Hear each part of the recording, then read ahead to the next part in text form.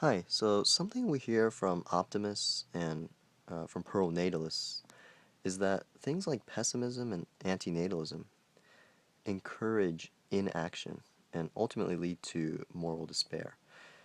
And I use this word despair to mean the belief that there's no point at all in any of our efforts, complete hopelessness, and in effect, a kind of moral resignation.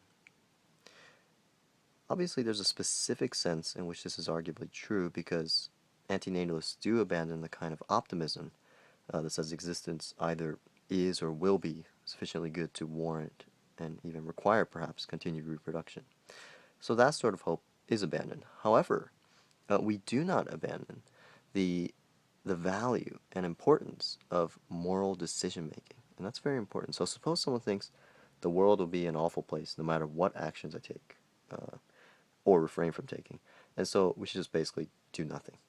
Now, that would be, in my judgment, moral despair.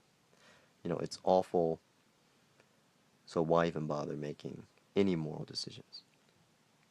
On the contrary, the antinatalist position is that yes, the world is awful, it's totally unacceptable, and therefore it is important not to have children.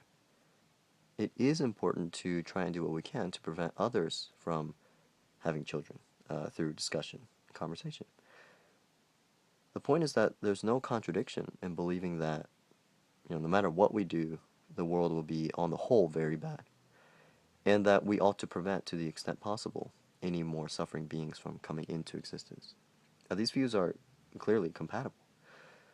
So, what we're advocating is pessimism, an assessment of life that's based in reality. This does not logically imply moral despair, or what some people call nihilism.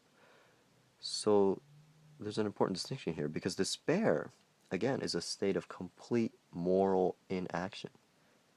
It's the sort of why bother attitude. And this is not what antinatalism is about. Antinatalists absolutely can be, and in a sense necessarily are, morally active people. This is not a position which entails despair or nihilism. So that's all for now, and thanks for listening.